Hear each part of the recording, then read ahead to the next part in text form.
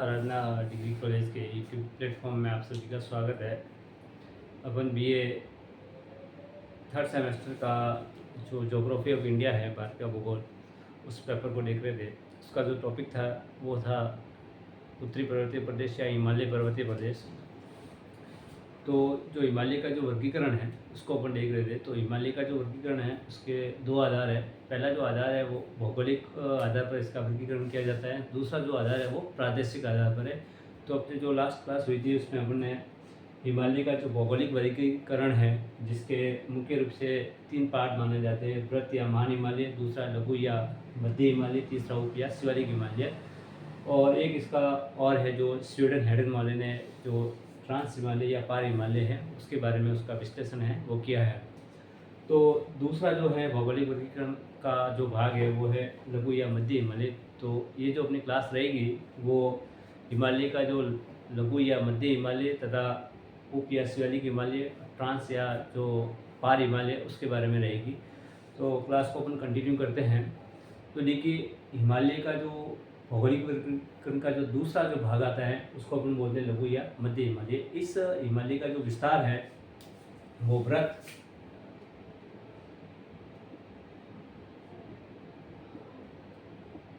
हिमालय है उसके समानांतर है वो पाया जाता है। यानी ये जो लघु हिमालय है इस वृत्त हिमालय के सारे ही फैला हुआ है। जैसे अपन बात करते तो उसके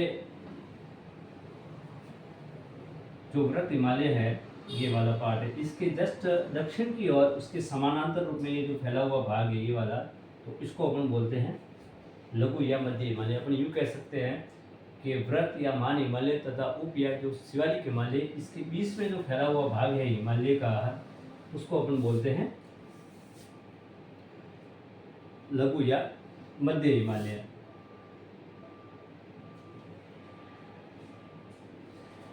तो ये जो एरिया है ये वाला, इसको अपन बोलते हैं, पूरी की पूरा जो रीजन है इसको अपन बोलते हैं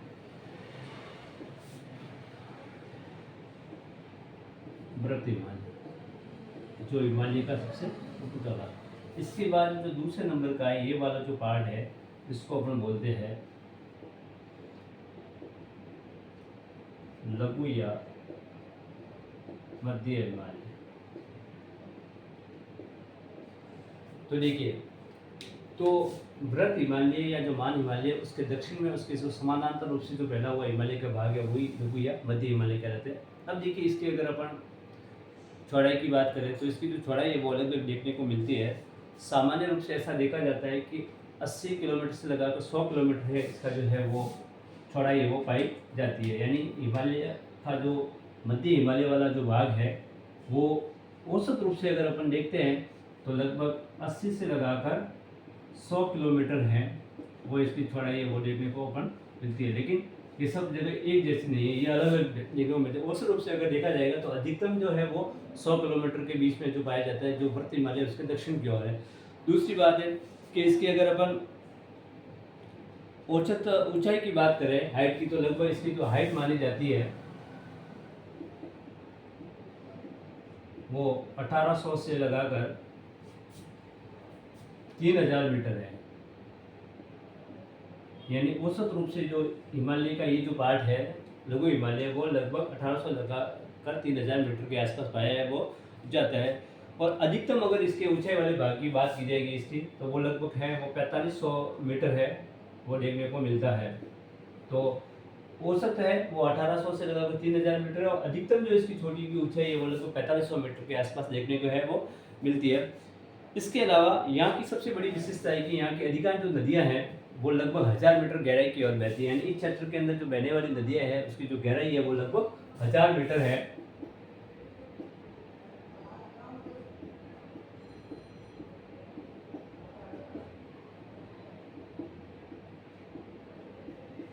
यानी लगभग यहाँ पे जो अधिकांश नदियाँ है वो लगभग 1000 मीटर की जो गहराई की जो घाटियाँ है वहाँ पे ये बहती है। इसके अलावा इसकी एक अधिकांश इसका जो इस हिमालय का जो भाग है वो लगभग बर्फ़ से घिरा रहता है। लगभग अपन कहते हैं कि 3-4 महीने का जो ऐसा पीरियड होता है सर्दी वाला, जहाँ पे लगभग इस जो लघु हिमालय वहाँ पे अधिकांश जो चोटियाँ है वो बर्फ़ से ढकी रहती है। और मुख्य रूप से अपन देखा जाए कि जो श्वासवर्धक स्थल है, बाद में जो अपन कहते हैं पिकनिक स्पॉट है, वो भी यहाँ पे मुख्य रूप से देखने को मिलते हैं। इसके अलावा इसका कुछ भाग ऐसा है जो इस हिमालय के बीच में जो मैदानी भाग भी देखने को मिलता है। तो इसको जो इस ऊंचे ऊंचे जो पर्वत है इसके बीच में जो मैदान है उसको इस क्षेत्र के अंदर अलग अलग नामों से जाना जाता है। तो मुख्य रूप से अपन देखते हैं जो छोटे छोटे जो घास के मैदान है इस के अंदर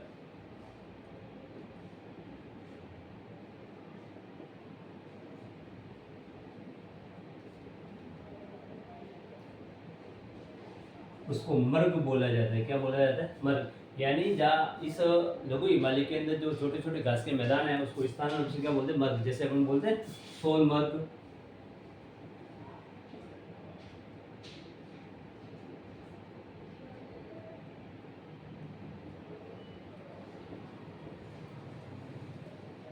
गुलमर्ग।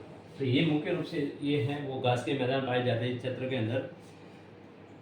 इसके अलावा अगर अपन इस क्षेत्र की बात करें तो बुगलियार या जो प्यार है वो भी बोला जाता है। कुछ क्षेत्र जो उत्तराखंड के अंदर अगर अपन देखते हैं यानी इस लघु हिमालय का जो कश्मीर वाला जो पार्ट है वहाँ पे जो घास के मैदान है उसको अपन मर्ग बोलते हैं, सोनमर्ग, गुलमर्ग। अगर अपन उत्तराखंड क्षेत्र में अगर जाते हैं या उत्तराखंड स्टेट के अंदर तो वहाँ पे जो घास के मैदान है उसको बुग्याल या फिर प्यार कहा जाता है। क्या कहा जाता है? तो ये भी यहाँ पे स्थानीय रूप से जो घास के मैदान है उसके जो नाम है वो है। इसके अलावा इसका जो मध्यवर्ती भाग है यानी इस हिमालय का जो मध्यवर्ती भाग है उसमें जो छोटे छोटे जो भाग हैं या जो जो घाटियाँ हैं उसको दार और दून बोला जाता है। यानी लघु हिमालय के अंदर जो बीच वाला जो भाग है यानी लघु हिमालय के मध्य का जो भाग है वहाँ जो घाटियाँ हैं उसको दून या दार बोला जाता है। जैसे अपन बोलते हैं ना देहरादून और हरिद्वार। तो इस लघु हिमालय के बीच में जो मध्यवर्ती भाग है उसमें जो घाटियाँ है उस घाटियों को क्या बोला जाता है? दार और दून। इसीलिए और जो मुख्य रूप से बोलते हैं ना देहरादून और हरिद्वार वो इसी क्षेत्र के अंदर है, इसीलिए उसको अपन बोलते हैं ना दार और दून। तो ये देहरादून और हरिद्वार ये इसी से नाम पड़ा हुआ है, वो इस क्षेत्र के अंदर है। इसके अलावा अगर अपन बात करें कि जो महान हिमालय और लघु हिमालय के बीच में जो विशाल जो सीमांत दरार है यानी जो इसको अपन बोलते हैं कि ग्रेट बाउंड्री जो फॉल्ट है वो भी पाया जाता है। यानी जो विशाल जो सीमांत दरार है तो वो इस दोनों के बीच में पाया जाता है। यानी जो बृहद हिमालय लघु हिमालय के बीच में है वहाँ पे जो सीमांत दरार है वो भाई यानी कुल मिलाकर ये जो दोनों भाग है वो अलग होते हैं। तो वो इस विशाल जो सीमांत दरार है उससे अलग होता है। यानी बृहद हिमालय और अगर अपन लघु हिमालय की बात करें इसका जो अलग होता है तो वो विशाल जो दरारी घाटी है उससे जो अलग होता है जिसको विशाल सीमांत दरार भी बोलते हैं, यानी ग्रेट बाउंड्री फॉल्ट के नाम से भी जाना जाता है। इससे ये अलग होता है। दूसरी इसके अलावा इस देखिए क्षेत्र की जो सबसे बड़ी बड़ी जो चोटी है जो फेमस चोटियाँ है या पिकनिक स्पॉट है उसमें अगर अपन देखा जाए तो एक तो है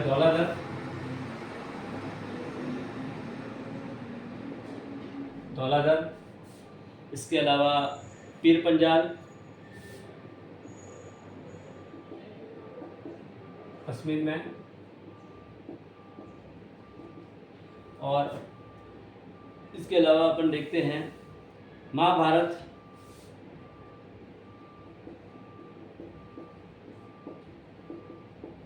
नेपाल। इसके अलावा सूर्या और मसूरी है वो भी क्षेत्र के अंदर मुख्य रूप से पाया जाता है।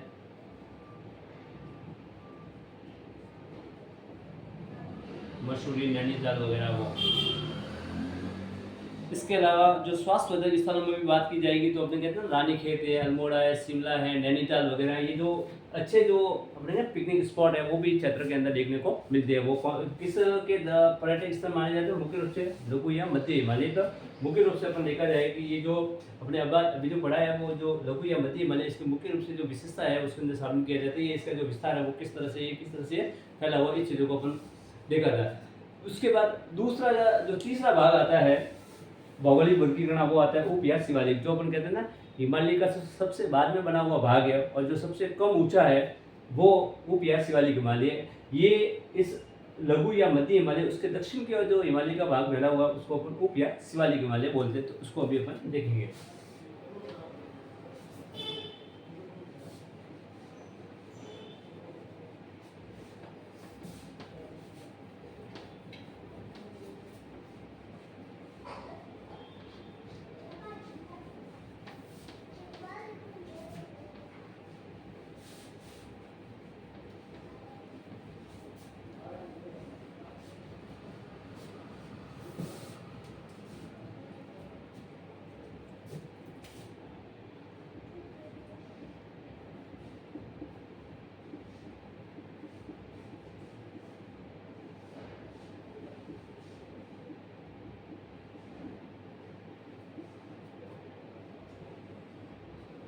उप या शिवालिक हिमालय है।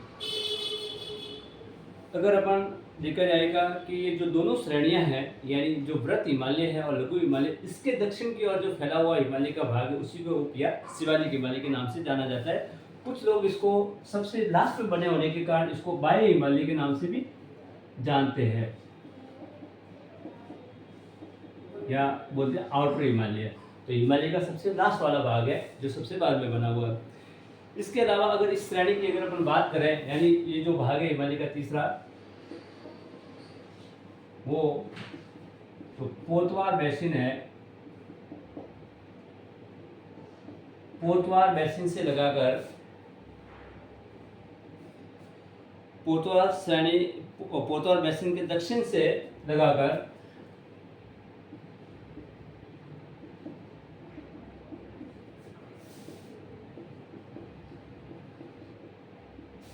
पूर्व में कोशी नदी तक फैला हुआ है।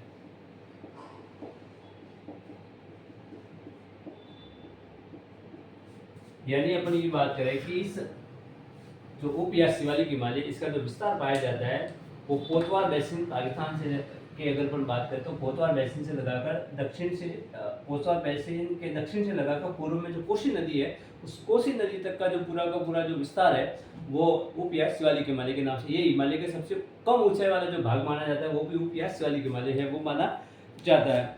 तो अगर इसकी अपन बात करें तो ये उत्तर पश्चिम से अगर अपन देखा जाए तो पूर्व की ओर लगभग 2000 किलोमीटर की लंबाई में फैला हुआ है।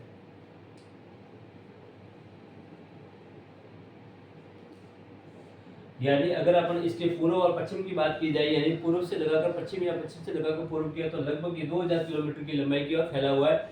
ये इसकी लंबाई है। इसके अलावा अगर इसके अपन चौड़ाई की बात की जाए इसका भाग की, तो वो 40 से लगाकर 50 किलोमीटर की चौड़ाई में फैला हुआ है। ये अपन कह सकते हैं इसकी जो चौड़ाई है वो औसत चौड़ाई है। कितनी है? तो ये सब जगह एक जैसा नहीं है, अलग अलग पाया जाता है। अधिकतम इसकी जो चौड़ाई है वो जो देखने को मिलती है वो मुख्य रूप से हिमाचल प्रदेश और पंजाब के अंदर देखने को मिलती है। कहाँ मिलती है?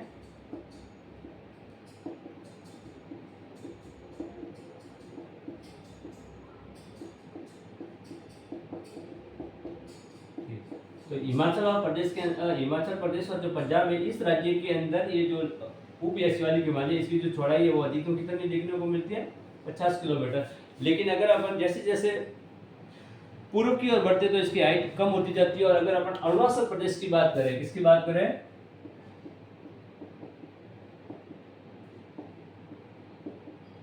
तो वहां पे इसकी जो चौड़ाई है वो मात्र कितनी रह जाती है? 15 किलोमीटर। यानी जो अपन कहते हैं ना कि पश्चिम की ओर इसकी जो चौड़ाई है वो लगभग 50 किलोमीटर रहती है, जबकि पूर्व की ओर जाने पर ये कम होकर कितनी रह जाती है? 15 किलोमीटर। तो अब देखो हिमाचल प्रदेश या पंजाब में अगर बात करें तो ये जो मैदान है वो लगभग 50 किलोमीटर की चौड़ाई के अंदर फैला हुआ है, लेकिन अरुणाचल प्रदेश आते आते ये लगभग कितनी चौड़ाई हो जाती है? इसके 15 किलोमीटर ही रह जाता है।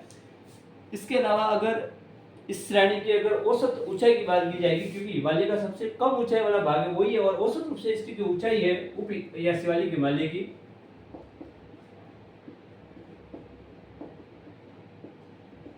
वो 1200 मीटर मानी जाती है। कितनी मानी जाती है?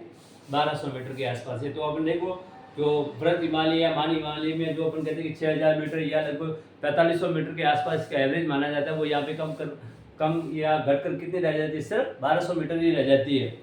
इसके अलावा अगर अपन के ये मुख्य रूप से अपन कहते हैं कि जो हिमालय का सबसे नवीन भाग माना जाता है, यानी सबसे बाद में बना हुआ और सबसे नवीन भाग है हिमालय का, वो उप या शिवालिक हिमालय। यानी हिमालय का सबसे पुराना है वो वृत्त हिमालय होगा, इसके बाद लघु हिमालय की बात आती है और सबसे बाद में है और सबसे नवीन है वो उप या शिवालिक हिमालय है, वो माना जाता है।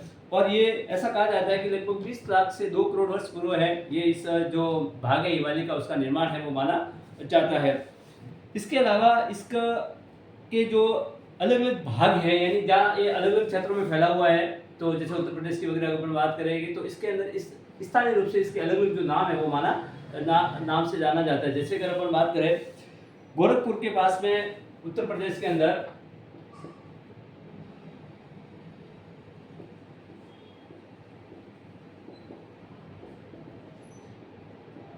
यानी गोरखपुर के पास में, यानी उत्तर प्रदेश में गोरखपुर के पास के अंदर जो उप या शिवालिक हिमालय है, उसका स्थानीय रूप से जो नाम है वो क्या है? डुंडवा। क्या है? डुंडवा। इसके अलावा अगर अपन बात करते हैं तो पूर्व की ओर जैसे जैसे बढ़ते हैं तो सूर्या और मुरिया के नाम से भी इसको जाना जाता है। सूर्या और मुरिया, ये भी इस भाग का है वो स्थानीय नाम है इस उप हिमालय या शिवालिक हिमालय का। इसके अलावा जैसे हरिद्वार, देहरादून, ये भी इस क्षेत्र के मुख्य जो है वो मैदान है वो माने जाते हैं। यानी जो दार और दून की अगर बात करें तो वो शिवालिक के अंदर भी अगर है उसका जो विस्तार है वो देखने को मिलाया जाता है। तो हरिद्वार या देहरादून है वो इस उप हिमालय या शिवालिक हिमालय के अंदर भी देखने को वो मिलता है। इसके अलावा जो तराई प्रदेश है जिसको अपन पर्वत प्रदेश भाग है, या जो तराई का जो मैदान है वो भी क्षेत्र के अंदर है वो देखने को मिलता है। इसके अलावा लघु हिमालय तथा शिवालिक हिमालय के बीच में भी सीमांत या दरारी घाटी पाई जाती है। यानी जैसे अपन बृहत हिमालय या लघु हिमालय के बीच में बोलते हैं विशाल जो ग्रेट बाउंड्री फॉल्ट देखा था, उसी तरह से इस लघु हिमालय और जो शिवालिक हिमालय इसके अंदर भी एक जो दरारी घाटी है उसका जो भाग है वो देखने को मिलता है। इसी से वो दोनों क्या होते हैं? अलग है, लेकिन वो इसके जो पहले वाले हैं उसके मुकाबले में वो छोटे रूप में पाया जाता है। इसके अलावा शिवालिक को जम्मू कश्मीर पहाड़ी व अरुणाचल प्रदेश में डफला या मिश्पी या मीरी के नाम से भी जाना जाता है। यानी अगर इस शिवालिक का अगर विस्तार देखा जाएगा तो जो शिवालिक जो हिमालय है इसका अगर अपन विस्तार देखा जाए तो कश्मीर के अंदर इसको कश्मीरी पहाड़ी के नाम से भी जाना जाता है। अगर आप जैसे जैसे पूर्वोत्तर की ओर जाओगे तो इसके अलग अलग नाम है, जैसे मिश्मी की पहाड़ियाँ हैं या डफला की पहाड़ियाँ हैं या मिरी की पहाड़ियाँ के भी नाम से इसको जाना जाता है। कुल मिलाकर जो शिवालिक है उसका पूर्वोत्तर भाग की ओर जाने पर अलग अलग राज्यों में उसके अलग अलग जो नाम है उस नामों से उसको जाना जाता है, जिसमें डफला की पहाड़ियाँ है, मिश्मी की पहाड़ियाँ या मिरी की पहाड़ियों के नाम से भी जाना जाता है। इसके अलावा देखते हैं हिमालय का वो पार्ट जो हिमालय से भी पार है, यानी हिमालय से भी दक्षिण की ओर स्थित है। तो जो तिब्बत का पठार है उस तिब्बत के पठार में जो हिमालय का तिब्बत की जो दक्षिण की ओर हिमालय का जो भाग फैला हुआ है उसको ट्रांस या पार हिमालय बोलते हैं। यानी जो हिमालय का मुख्य भाग है उससे जो पार है उस साइड है उसको अपन ट्रांस या पार हिमालय बोलते हैं। ऐसा कहा जाता है कि इसकी जो खोज की थी ना वो 1906 के अंदर स्वीडन हेडन ने की थी।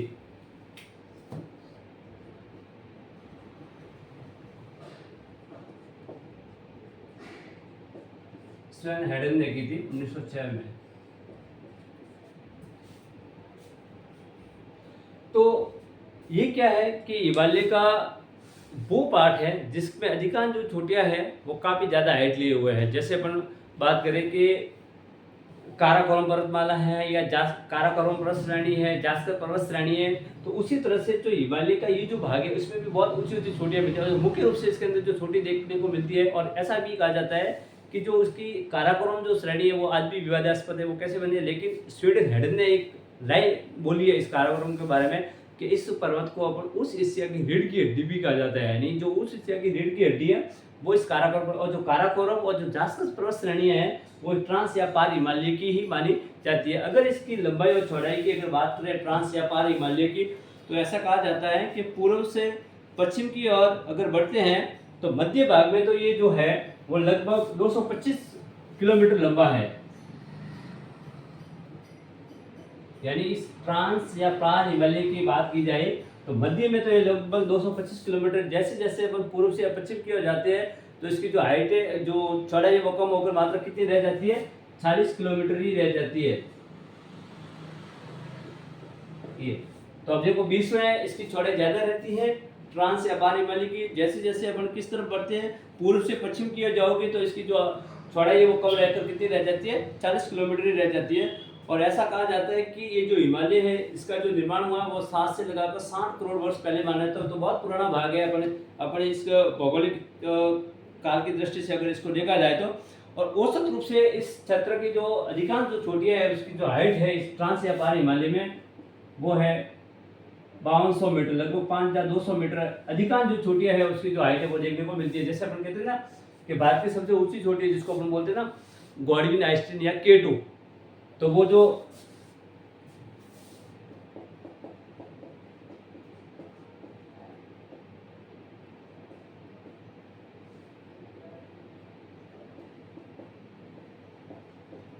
ये जो चोटी है वो काराकोरम पर्वत श्रेणी के अंदर ही है। देखो अब के और के, इसीलिए ये क्या बन गया K2। तो वैसे मूल जो नाम है वो अपन बोलते हैं कोऑर्डिनेट, इसको शॉर्ट में K2 बोलते, क्योंकि ये काराकोरम जो पर्वत श्रेणी है उसके अंदर फैली हुई। तो काराकोरम और जास्कर पर्वत श्रेणी कौन कौन सी? तो काराकोरम, दूसरी है जास्कर।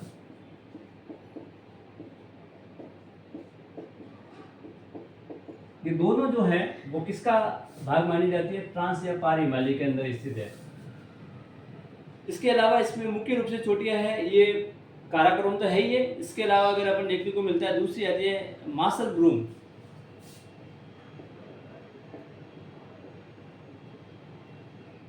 ये इसकी दूसरी जो सबसे ऊंची चोटी मानी जाती है, जो अपन देखते हैं, जिसका हाइट है 7,721 मीटर। ये भी काराकोरम पर्वत श्रेणी के अंदर है। इसके अलावा अगर देखा जाए तो एलिमकंगरी जो श्रेणी है वो भी इसके अंदर देखने को मिलती है। और जास्कर की अगर बात की जाएगी, जास्कर के अंदर मुख्य रूप से जो पर्वत श्रेणी मानी जाती है वो कामेत मानी जाती है। कौन सी मानी जाती है? कामेत पर्वत, नाम सुना होगा आपने। तो जो कामेत है इसकी जो हाइट है वो मानी जाती है 7,873 मीटर। ये जो छोटी है मुख्य रूप से कामेत, वो किसकी मानी जाती है? जास्कर श्रेणी की। किसकी है? जास्कर की। तो अगर देखा जाएगी तो ट्रांस या जो पार हिमालय है उसका भी काफ़ी जो विस्तार है वो पाया जाता है। और यहाँ मुख्य रूप से इसके बारे में जो लिखा है वो स्वीडन हेडन ने इसका जो खोज की थी उसके बारे में ये लिखा है। और काराकोरम के बारे में मैंने अभी जो लाइन में उसको दोबारा रिपीट कर रहा हूँ कि काराकोरम श्रेणी को स्वीडन ने हेडन ने उस एशिया की रीढ़ की हड्डी भी बोला है। तो ये जो अपन जो पढ़ रहे थे, आज की जो अपनी क्लास थी वो हिमालय का जो भौगोलिक वर्गीकरण है उसके ऊपर थी। तो हिमालय का जो भौगोलिक वर्गीकरण है वो कंप्लीट हो गया है। जैसे अपनी अगली क्लास होगी अपन एक नए टॉपिक के साथ उसकी शुरुआत करेंगे। तब तक के लिए थैंक यू सो मच।